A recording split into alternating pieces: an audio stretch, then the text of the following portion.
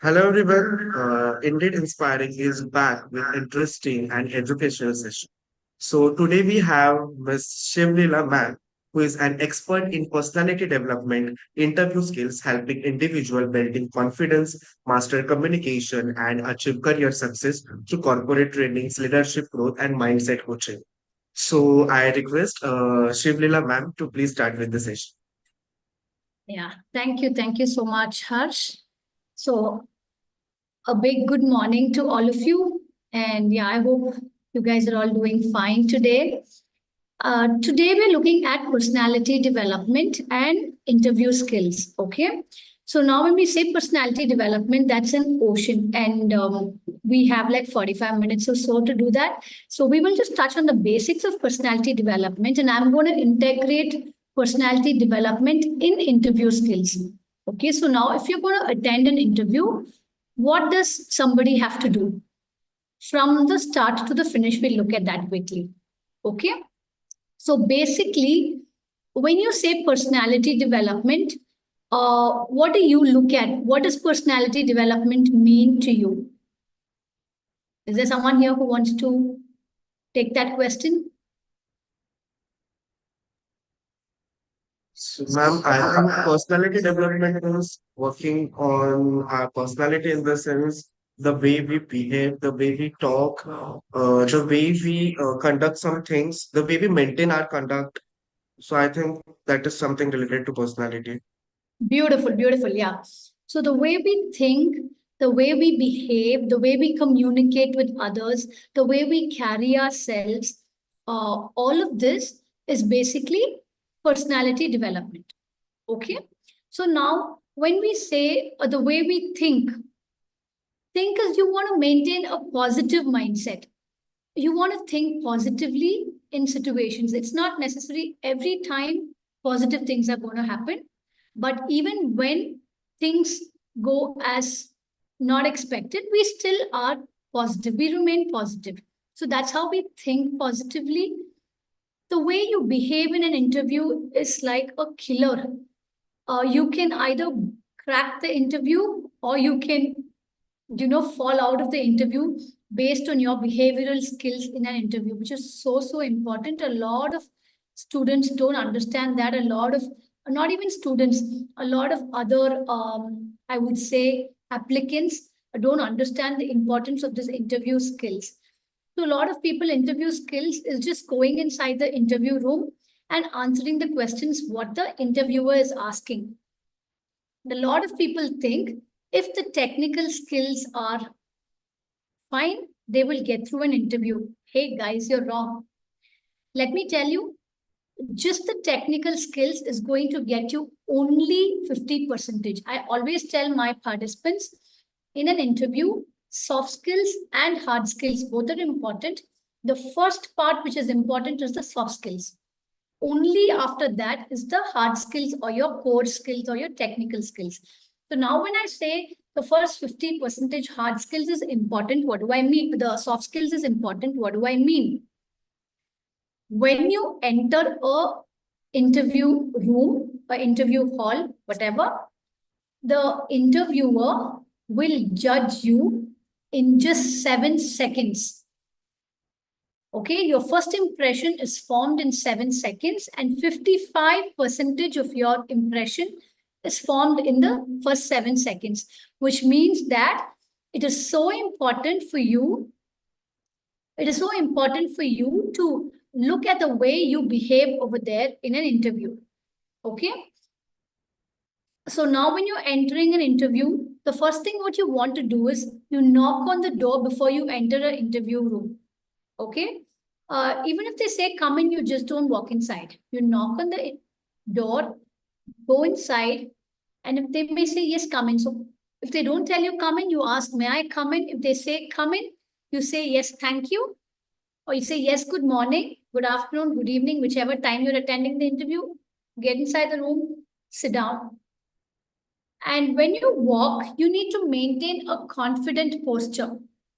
Okay? It has to be very confident. The way you look, the eye contact is very important. The smile, that you give the interviewer is very important. All this adds to your personality. Personality does not mean just looking good. The smile you have on your face, the body language, your body language talks a lot. If you're looking frustrated, if you are angry, if you're confused, if you're worried about what's happening around, all of this will show in your body language. You don't need to tell anybody, I'm angry, I'm confused, I'm sad. You don't need to say those words. Just by looking at your body language, your face expressions, your gestures, they will find that out. Okay? So, body language is very important. When you go and sit in front of the interviewer, you want to make sure you are very confident.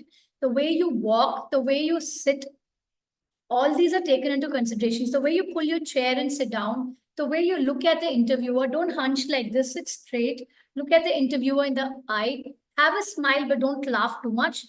Just maintain a very small, decent smile. Wish them good morning, even if they forget to wish you, you wish them. And the way you appear for an interview is so important. A lot of people, okay, now let's look at the girls, okay, the females. If you want to go for an interview, some people choose to dress in the traditional way, which is okay. Some people like wearing a Western attire, which is also okay. Anything is fine, but make sure your dressing is moderate. We are not going there for a fashion show. We are going there for somebody to test our skills, which means that dress how you feel comfortable, dress whatever makes you confident, but make sure it's very appropriate for that situation. One. And if it's girls, you want to leave loose hair, it's fine. But make sure some people have long hair right, below their knees, and then they leave their hair loose. They go like Bharat Mata ki jai. We don't want to go like that with such long hair and all. So braid your hair where it's necessary. Don't oil your hair too much and go with too much oiled hair. That gives a flat, oily look on your face. That will reduce your confidence level. You want to wear accessories, it's totally fine. I do wear accessories. So if you want to wear accessories, it's totally fine. But ensure that the accessories are kept to the minimum, to whatever is required. Sometimes girls are wearing bangles all fully here, and then so much of accessories here, rings in all the fingers. Guys, you're going for an interview. We are not going for any, an outing or a party or some a function or anything. So be moderate in your dressing. And you want to apply makeup, it's totally fine. Please don't overdo the makeup if it is for girls. Okay? So the clothes that you wear, make sure the fitting is fine and you don't want to go there and adjust your clothes. For the boys, make sure you have a neat hairstyle. There are some guys who go with a punk and some kind of a mushroom cut and all that. That doesn't give a professional appearance. That's what I've heard a lot of HR say. So you want to try any fancy beard and fancy mush and fancy haircut, all that is fine, but not on the day of the interview. You want to look very professional for an interview. One. Two, your dressing, please wear formal attire. Don't wear all those flowery shirts and those Hawaiian shirts and the ones with all the designs. You can stick to plaid shirts, striped shirts, like thin stripes, like that. Colors is fine. You can choose any color. A more subtle color will be suitable for boys. Okay? A tucked in shirt is always preferable than a shirt left out. A shirt tucked in, and if a belt is worn, then it completes the look. And ensure the belt and the shoe are of the same color. So if you're wearing a brown belt, then a brown shoe is preferred. A black belt, a black shoe is preferred. It looks more complete. You don't have something that day and you're wearing the opposite color, it's okay. But preferably, both need to be matched. And if it's not necessary you have to wear a tie every time for an interview. There are some guys who are confident only if they wear a tie. If wearing a tie makes you confident, well and good, you can wear it. But if you wear a tie, you have to button up the first button of the shirt. That has to be buttoned and then you have to wear a tie. If you're not going to wear a tie, then it's okay to leave the first button. Just that first button, not the 2-3 buttons open like this. Okay, so just that first button. And your shirt buttons over here, you want to wear those buttons. There are some guys I've seen, they don't wear this button, they remove this button and then they roll up their sleeves.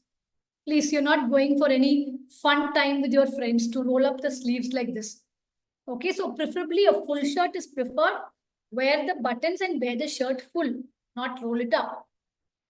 Okay, wearing a mild perfume helps for both the boys and the girls. Okay, these are all called as grooming skills. Grooming is a part of personality development. Okay, so we don't need to look beautiful. We don't need to be handsome. We don't need to look like Shah Rukh Khan or Deepika Padukone. All that is not necessary. We can look ourselves, we can be ourselves, but carry yourself with utmost confidence. You need to believe in yourself, you need to trust yourself, and you need to love yourself before the interviewer can believe you.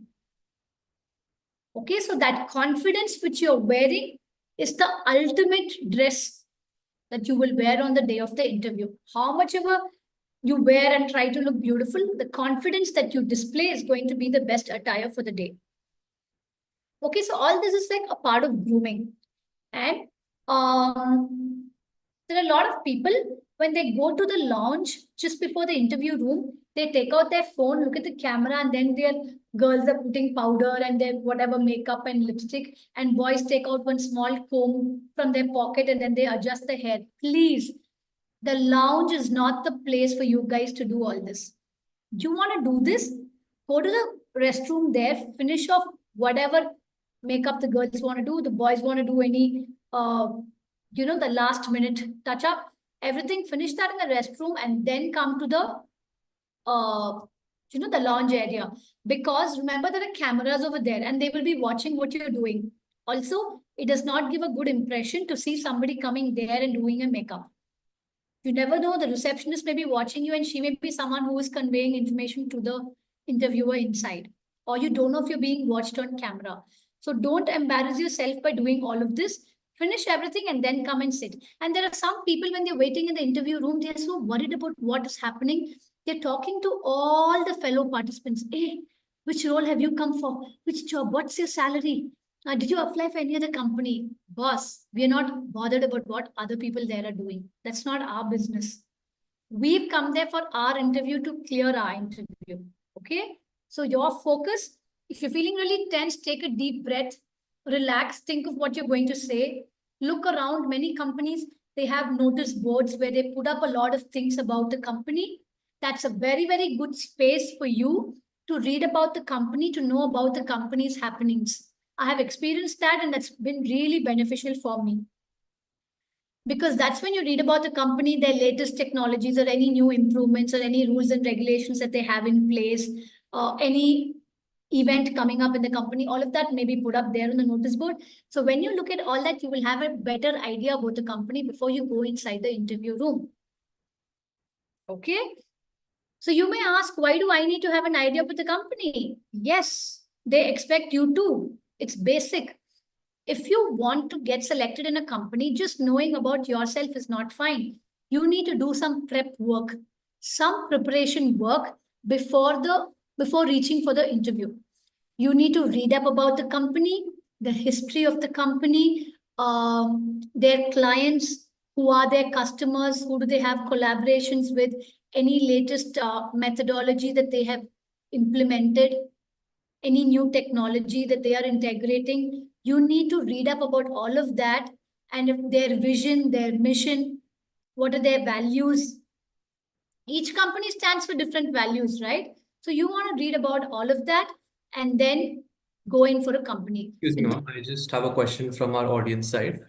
Yes. Yes. So, ma'am, you might have noticed that some companies lately have a very casual, or as in their words, a very chill culture, according to that. So, what is your opinion on separating the professionalism from personal in those sort of companies, ma'am? So, should there be some sort of decorum maintained always, or does it depend from place to place? Like, so, is it all right with you then? Okay, so that's a good question. Thanks for that question.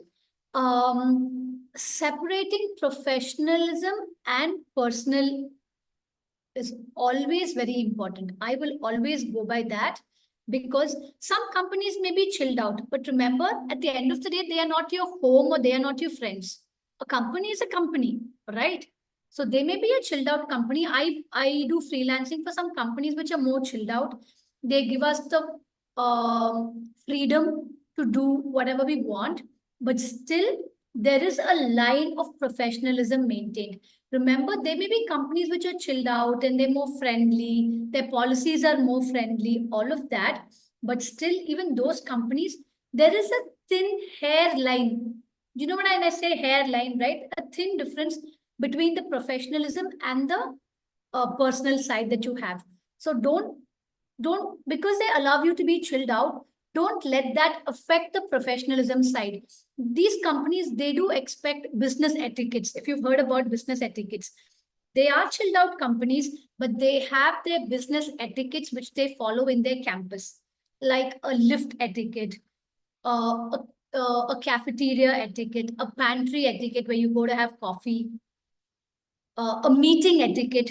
Just because there's a chilled out company, do you think they're not going to follow any etiquettes? Etiquettes means manners. Do you mean they're not going to follow any etiquettes during their meetings? No, all of them have their own etiquettes, meeting etiquettes. So even if it is a chilled out company, all of them follow some lines, and a company cannot function well if they don't have their rules and regulations in place, if they don't have some etiquettes in place. It's not going to function well. So even if they are a chilled out company, they will still expect professionalism from you in different aspects. When it comes to you delivering your work, maybe chilled out companies, you don't have to stand up every time the manager comes. You can just sit around, say, and answer the manager. You don't have to call sir, sir, ma'am, ma'am. You can address them by their name. A lot of companies these days allow that.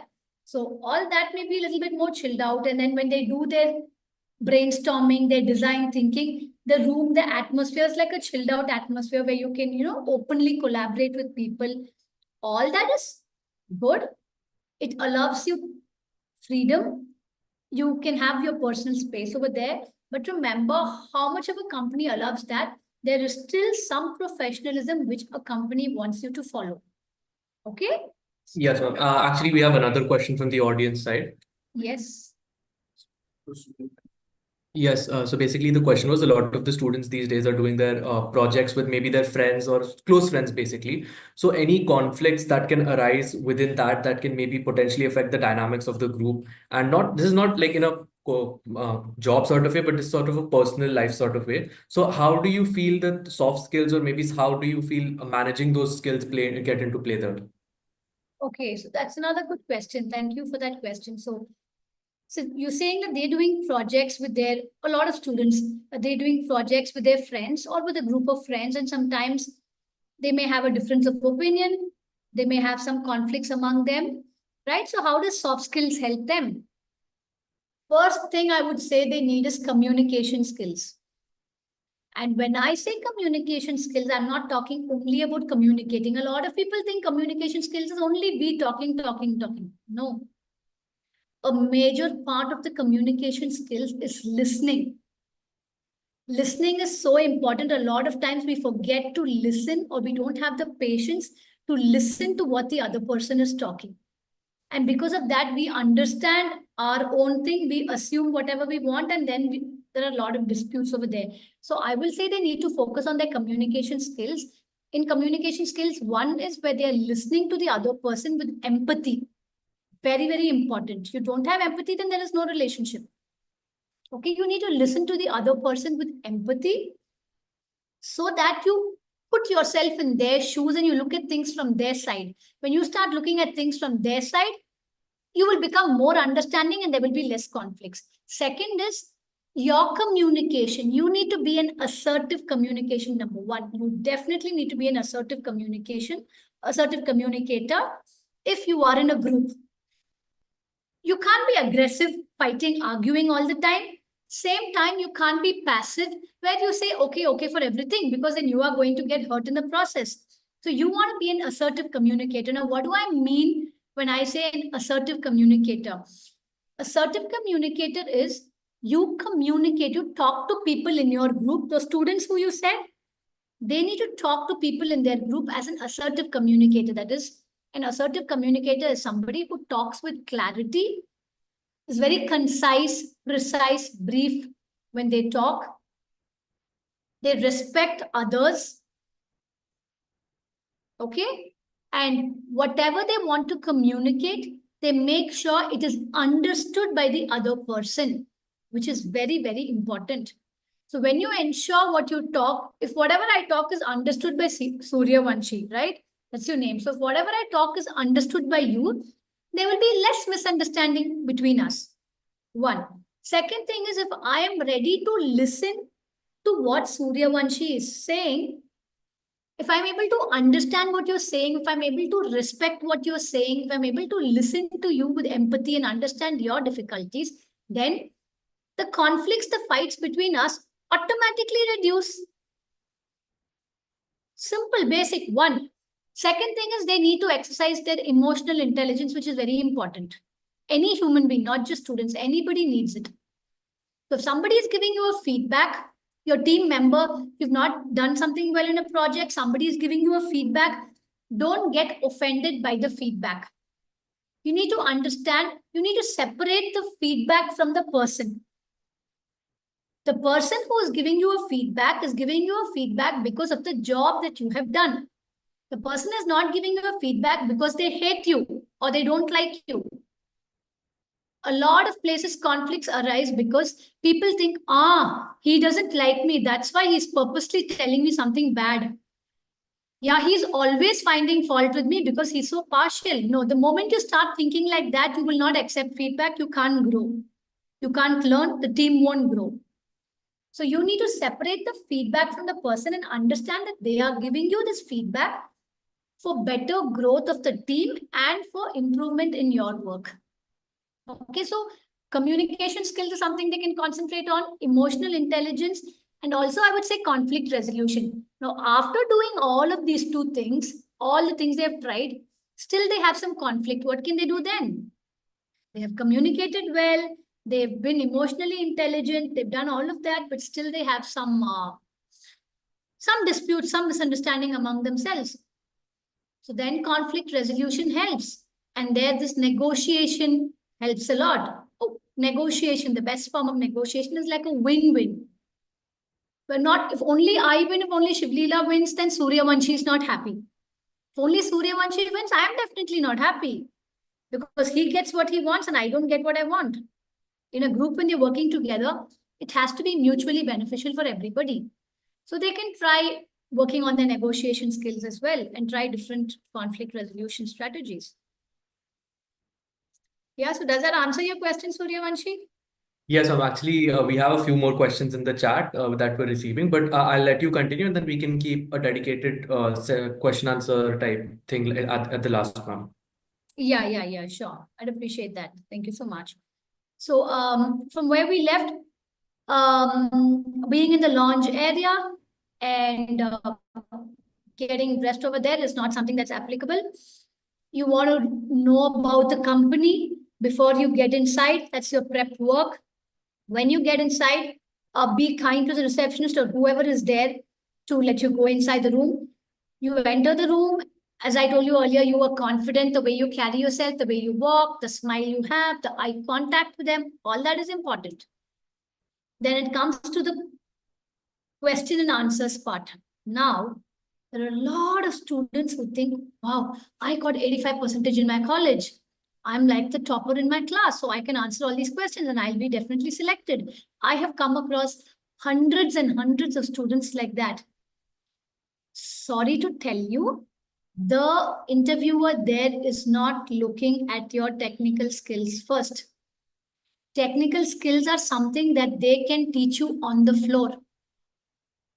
Few months, if you get into their project, they will give you some training and then you will have knowledge transfer and somehow they will get the work out of you. They are paying you, they will teach you and somehow get the work out of you. It may be a matter of a few months here and there before you learn the job.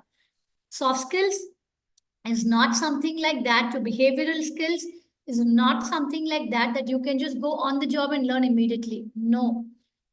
One, it either has to come from within somebody or you learn it and practice it. As simple as that.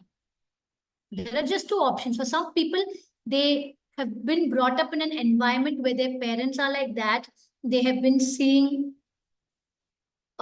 their sisters, brothers like that, their sisters, brothers, friends like that. They have been looking at that kind of a communication, that kind of attitude, that kind of confidence. So that comes to them automatically. Okay, there are a few of my friends who have seen like that. Or, they may have just picked it up from somewhere. Either you have it like that, or you learn it and practice it. As simple as that. This is not a talent. Please let me tell you, this is not a talent. It's not a big gift that is given only to somebody. No. God has given everybody that. It's up to you to learn it, practice it, implement it. So, this behavioral skills, the soft skills part of it, a lot of colleges miss teaching their students that, and I feel so sad about it. They all have the technical skills which they're learning all through if it's an engineering college, then it's 4 years they're learning it. They have their aptitude skill test, a verbal skill test for people who are getting into IT, and a lot of other courses, even higher courses, a lot of other jobs. They need to clear the technical. I think you guys may be aware. A technical test, it's all written, okay? Technical test, a verbal test, and an aptitude test. Most of the candidates clear the first round, which contains these 3 things. Most of them clear it. Come to the second round. Out of 100 people, only 3 to 4 candidates will pass in that. Why? Because it's the communication skill round. A lot of people are crying there. Ma'am, we've never even heard of this. We don't know what to talk. I answered everything correctly, but the interviewer did not select me. To you, it is correct. To the interviewer, was he impressed? Definitely he wasn't. If he was, he would have been selected. So now the question is not just how you can impress the interviewer. The more you start trying to impress somebody, I think you start losing. Okay. So what you want to do here is not work on impressing somebody, but you need to work on being the best version of yourself. I repeat, this is something very important. We are not trying here to impress the interviewer. We are trying to be the best version of ourselves. And in that process, the interviewer may get impressed. Okay, as simple as that. So now how can you be the best version of yourself? We already saw a couple of things till now. When it comes to question and answers, please remember, they are looking at different aspects when they are questioning you. One, they're looking at your communication skills. How can you convey your thoughts clearly to them? And when they ask you something, how can you actively listen to them and respond to them aptly? They're looking at that. They're looking at how you can showcase your skills. Boss, a lot of you are telling them something which is already there on your resume. They don't need to know that. They don't have the time to know that. The first question an interviewer asks is, tell me something about yourself. There are some people who say, tell me something that's not on your resume. Tell me something that you would like me to know about you. These are different ways of asking that same tell me about yourself question. Okay. And then there are people like, hi, my name is this, I'm studying in this college. I have a sister, or I have a brother, I'm coming for this job because they said I would get a better salary in this job and I want to grow in my life. Hey, boss, if you want to grow in your life, there are so many other companies there. Why my company? Okay, so you need to showcase your skills in such a way that the interviewer thinks, wow, he's the person I want from this role. She's the one I need in this job. You've got to showcase yourselves in such a way. Something that's beyond your resume. What is there in your resume is already there. You've worked all the technical skills you've already mentioned in your resume. Please don't mention all of that again over here, unless and until they specifically ask you that. Okay, so you can tell them like your strengths, some quick examples or anecdotes of how you have helped in certain situations. You can show how the application of those skills in your real life. They may require some particular skills for that job role. So if you have those skills, you can mention those skills and some examples of situations where you have applied those skills and brought success to your team or to your college group. If you were in a community in a college, if you were a secretary of some department in a college, there may be some people who are in charge of the sales and marketing of their cafeteria. And if you could increase that cafeteria sales by 30%, I mean, all these things are something what draws the interviewer's attention. You want to tell them something that has them hooked on to you. Okay? So these are different things that you want to try telling them. Also, while you're saying all this, be confident, but not overconfident. There's a very thin line between confidence and overconfidence. Okay, at no point do we want to sound like we have a very bad attitude or we are very overconfident. No, that's not what we intend to do. We want to stay confident. Okay, they're going to look at your problem solving capacity. How much can this person solve a problem when a problem arises? Their conflict resolution strategies. You know, they may be looking at all of these different things. How can you think on your feet? How spontaneous are you? Your critical thinking abilities. These are all things that they will be looking at. Okay? And then they will be looking at your adaptability. That is so important. As I said, thinking on your feet is very important. How flexible are you for the company? How agile are you? Can you adapt to the company's needs? There are some people who are just stuck. This is who I am. I can't adapt to your needs. I am like this. I will work like this. I will do this. Then they don't need you. They need someone who's flexible and adaptable to work in the company according to their requirements. Okay? You can tell them your goals. They would love to know your goals. What are your goals? And you know, what are the CTA, the call to action that you're taking to achieve your goals? So they would know that you are a goal-oriented person. And if there's any research that you've done about the company, you can let them know, yes, I found that your company is doing this, this, this. These are your clients and you are in this line. Telling them this makes them get a feeling that, okay, this candidate is seriously interested in this job. This candidate is interested about our company. He or she is a potential candidate. So it gives them that impression. Okay? And then if you're good at networking, possibly you can mention that as well. If you've got different opportunities through networking, or if networking has helped you learn different aspects in life, you can mention that as well. So this is basically what they are looking at when they are going to question you. And then there would be different questions like, can you tell me about your strengths and weakness? Which is a very smart question. A lot of people, they tell their strengths, and when they tell their weakness, they tell their weakness in a way, I would actually call it scope for improvement, but they tell their weakness in such a way that the employer or the HR would get a little, not so easy when they hear that weakness. Some people will say, I'm very lazy. And there are some people who would say, I don't like to go for work, but actually I want to earn money, so I'm coming for this work. And there are some people, I don't like to learn. I like to do something which I'm comfortable with. So all these are, I personally think these are not points that you would want to mention as your weakness, even if that's a weakness. See, now if you ask me, I've been asked this question a couple of times in interviews. What is your strength and weakness? So for my strength, there are a whole list of things that I say, a lot of things. The idea there, the catch there is, when it comes to weakness, you can do it in two ways.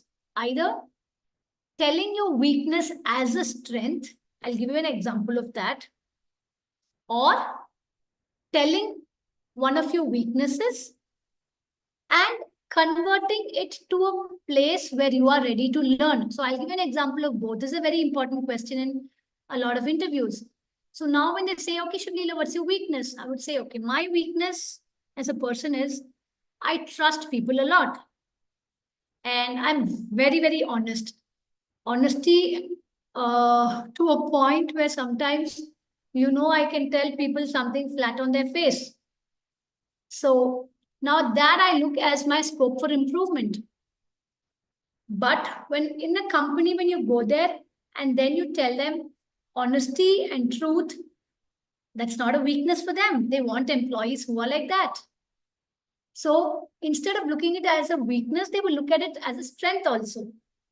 Okay, so this is a double-edged sword.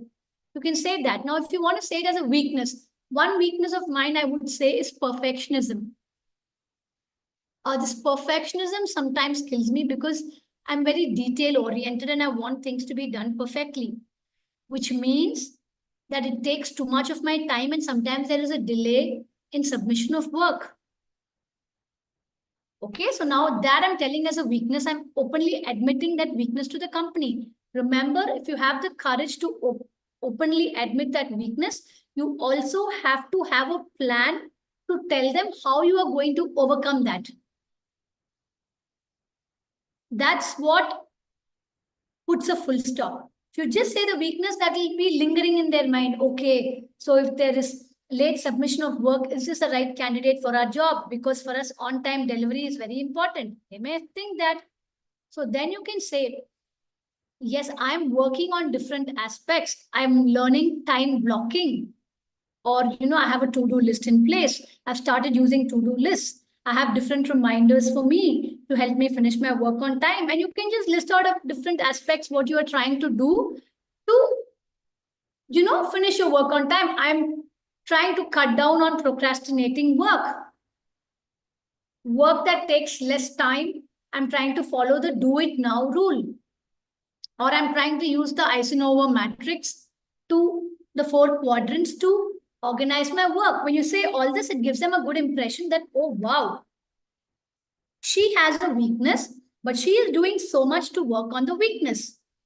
So she is definitely a potential candidate for us because she's making so much effort to work on the weakness. And then you can also say, I will try all of this to get over this one negative aspect that I have, the scope for improvement. And as I'm on the job, if you have different suggestions to give me to submit the work on time for any improvement, do let me know and I'm ready to learn. So when you say I'm ready to learn, I'm open to learn, that's like an open arm. They are ready to welcome you and you are also ready to learn. They want someone who's ready to learn on the job. So then that seals the deal. Okay, so that's one question about strength and weakness. And then I've been asked, I asked in the mock interviews this question because I've seen this question a couple of times. Okay, I see that your friend has also done well in this interview. You have also done well, but I just have one position open. So who can I give it to? Can I hire your friend? Or should I hire you? Or they would ask, who do you think is a better choice for this position, your friend or you? I have only one vacancy. There are some, that's again a double-edged sword. If you try to be very goody-goody and say, oh yeah, my friend's a better, prospect for this role. She's very good. It's okay. You can hire her. You are being passive. You are giving away your opportunity. The same way, if you say, oh, she's not good. She has this difficulty. She cannot submit her work on time. I'm very punctual. I can do this. And if you try to say all good things about you, that again gives a negative aspect. Choose me. I'm a better choice.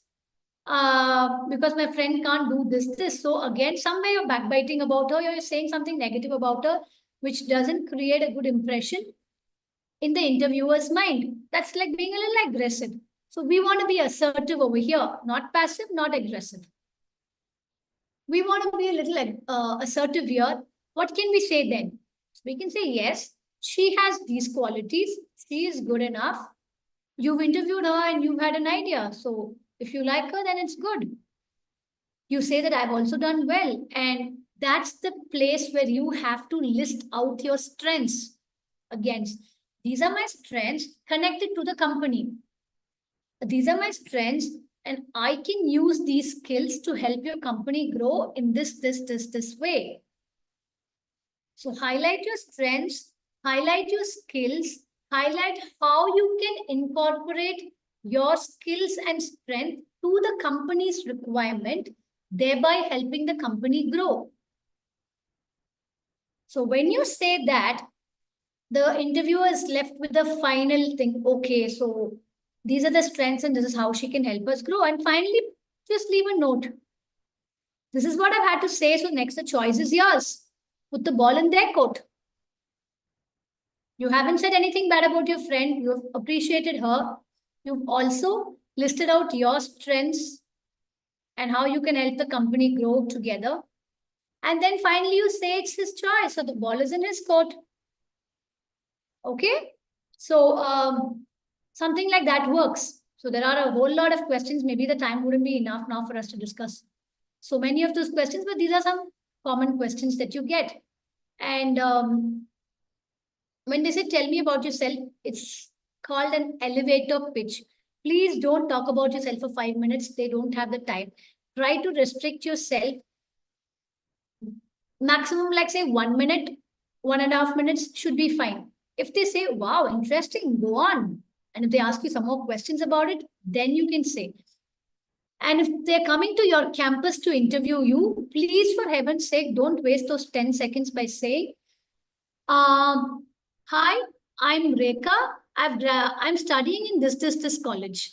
They are already in that campus to interview you. Why do you want to waste the time saying that you're in that college?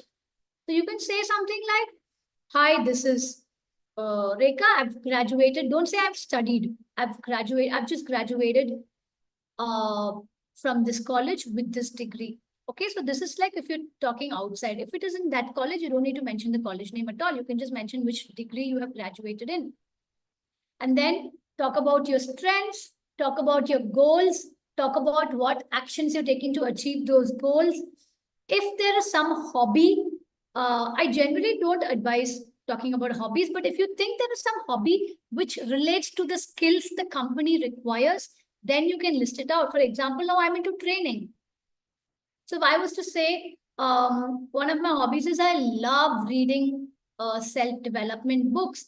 I love these authors, and one of these books is Atomic Habits by James Clear, and I love this the way he talks about this. Another recent book which I read was about was Ikigai, and I love the Harahachibu principle that they talked about there. So then that gives the interviewer a knowledge, a feeling that, okay, this person is knowledgeable. Okay, they have some idea about what they're talking.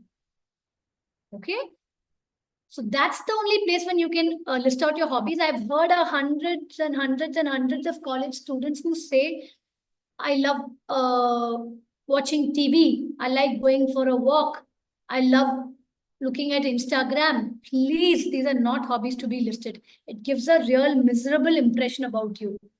Okay, so you have to say something that's actually creating a good impression about you and not taking away the impression. Right? So, yeah, I think that's pretty much. Do you have any questions that you want to ask?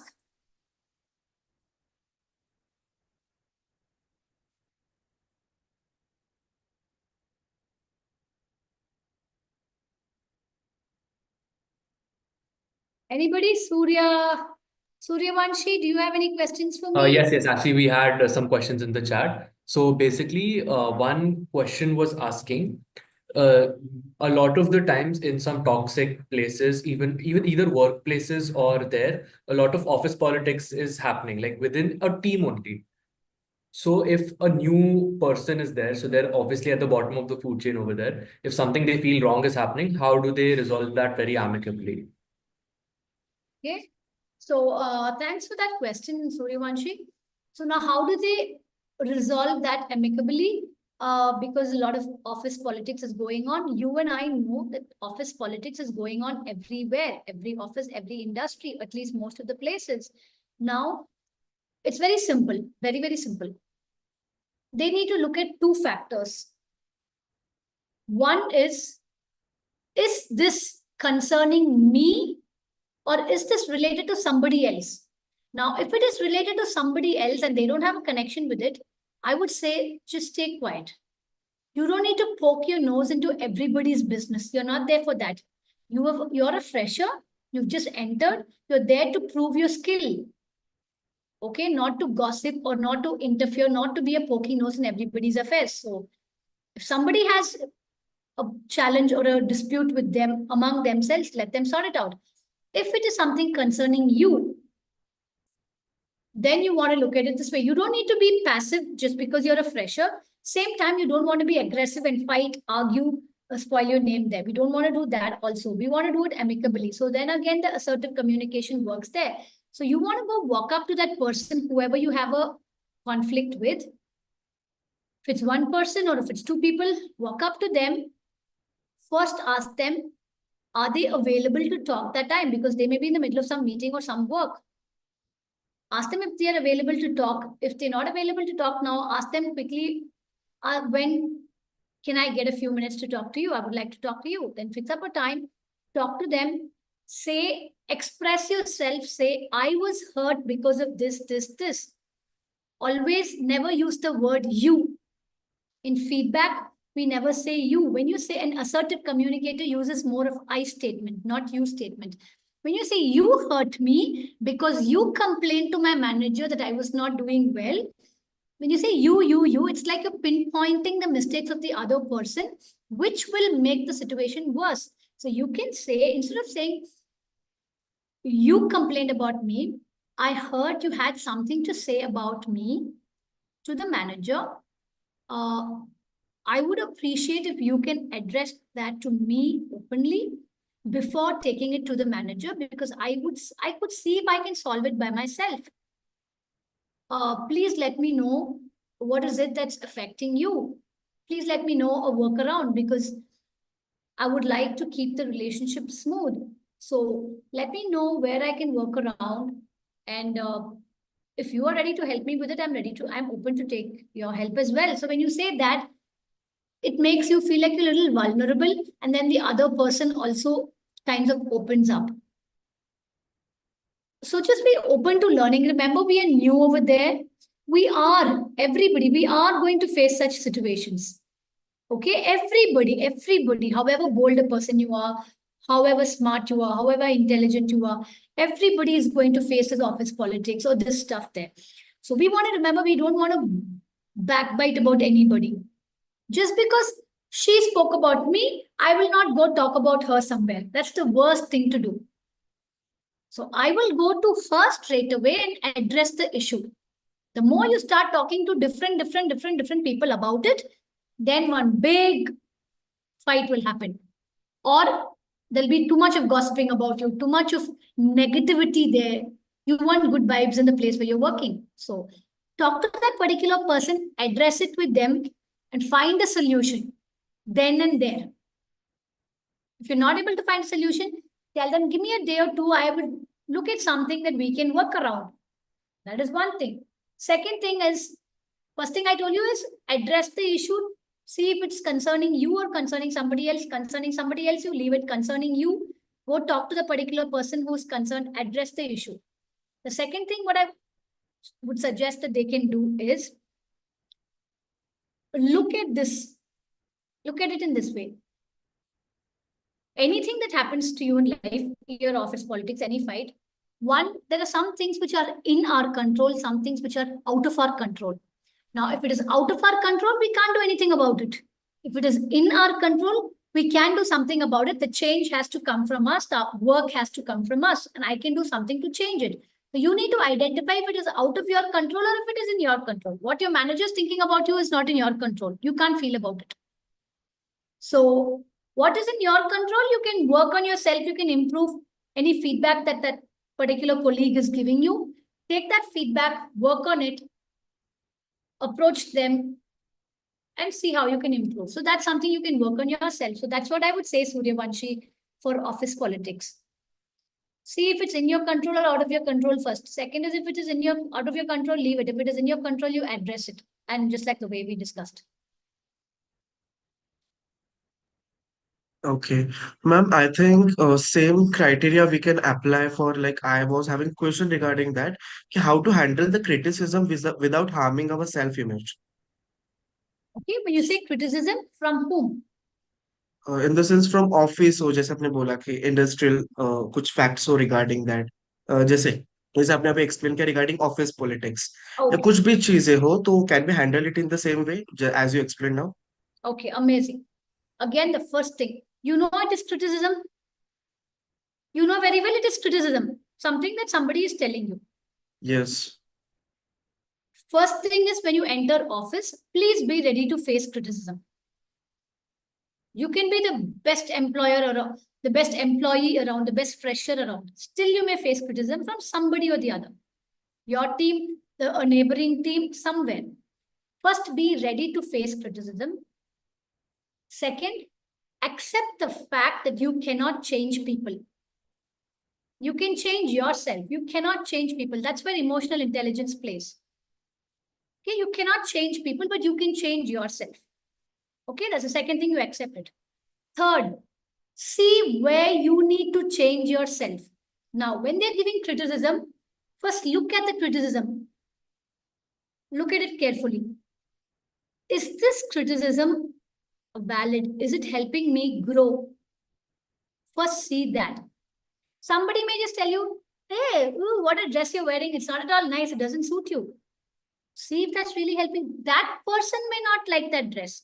Somebody else may like that dress. That doesn't really affect you. You like it, so you wore it. So it's not really affecting you. Okay? So you see if that criticism is affecting you or if it will help you grow. If it is something which is affecting you and which doesn't really matter in your life, just put it to one side. You don't want to waste your time, energy on that. It's not worth it. If it is some criticism which helps you grow, then yes, you want to look at it. Because criticism or feedback is what helps you grow and go to every step in the ladder. We can't think we know everything. This is what we call as blind spot. We may not be aware of it, but somebody on the opposite side will be aware of it. I may not know that I have some negative quality. I will not even be aware of it. But somebody in the opposite side will know that I have that quality and they can identify that quality in me. That's a blind spot, which is not visible to me, but it's visible to somebody else.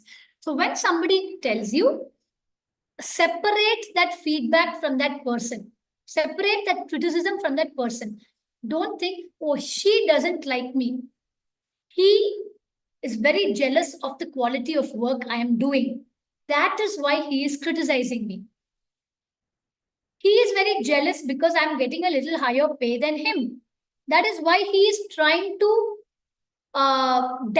lower my confidence by giving this criticism. Don't think of these things. Okay, that becomes personal. We are here to improve ourselves. Remember, we are freshers or anybody in the company. Why are we there in a company? For us to learn something, for us to grow, for the company to grow along with us, for our team to grow, everything. For growth, we are there. So if somebody is giving a feedback, as I said, see a criticism, see if it is worth taking it. If it's not, put it aside. If it is worth taking the criticism, separate it from the person. Don't look at the person who gave the criticism. See what is the criticism they gave, how you can work on it, where did you go wrong, why did that happen, what can you do in future for it not to happen. Okay, so that you want to analyze. Yes, ma'am. Ma'am, great solution, ma'am. Thank you so much. Okay, welcome, Harsh.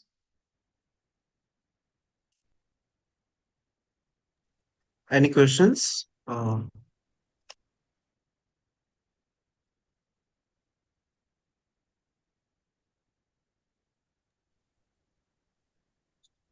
It was really a great session, I believe, and the questions, queries would be endless. That also I know because this is something which comes under behavioral learnings and how one can basically improve upon himself and with the colleagues or society.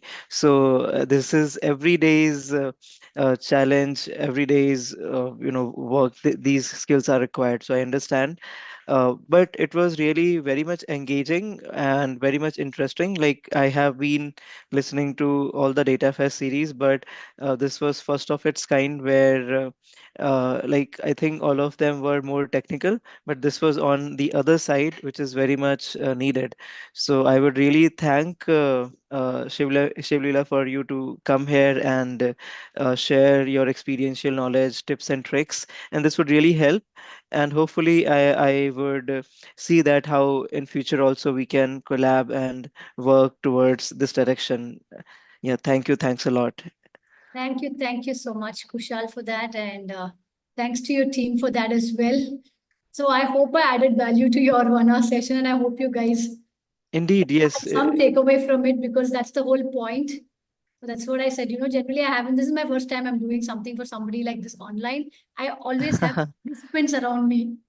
It's like I'm filled with participants where I'm looking at this person's eyes, and some participant is trying to close their eyes, and I'm just looking at them and I make them sit up. And that's the way I function. So now suddenly just looking at a screen where I'm not, I have, even if it's an online session, I have like 25, 30 participant windows. So I'm Yeah. looking when somebody is smiling or when somebody is laughing, and generally I'm tuned in that way to keep looking at different screens. And if somebody is bending down, I'm like, what happened? What did I just say now? Because they're students, right? Sometimes if they're Yeah. participants, they don't do. If they're students, they're like trying to they're taking the sessions from home. So sometimes Hmm. they want to munch something and happily enjoy. So my eyes are like throughout the session the whole time. So this time, yeah, kind of different for me as well. But yeah, anyways, it was a good experience. Uh, And thank you so much, guys, for having me here. yeah, great. And Thank you so much, ma'am. yeah, I'll add like when you speak, your voice and the way you express it already has an energy. Like I don't see that anybody would feel sleepy or like the way you express and the voice you have modulations and all. It makes people to would compel them to listen. So that I could sense basically. Thank you so much. I've had a number of people telling me that, yeah, Yeah. generally nobody sleeps in my session. Sometimes we have 8 days session for Yeah, yeah. 8 hours a day. From morning 9 o'clock, they are stuck with me. Poor people. Till evening 4:35, they're stuck with me. So post lunch, one or two of them sometimes may just start sitting like this. The moment they sit, I'm like, okay, can we all do an exercise now? So then, they have to sit up straight. There is no go. So I have to keep watching when they need an exercise, when they need an energizer, so that I have the class, the whole Wow. session. But eight Wonderful. days is like a long time for them to be with one trainer. But that's how I do for some companies. So yeah. Nice, nice. I Yeah, enjoy it basically. Training is my passion and I love training. So I enjoy it. great, great, great. Yeah. Once again, thanks a lot Thank you for so being much, here. Kushal. Yeah. Thanhank you so much. Thank you, Harsh. Thank you, Kushal. Thank you, Thank Suryavanshi. you so much, ma'am. Guys over here. Thank you so much. You have a good day. Thank you. Bye. Same to you. Bye.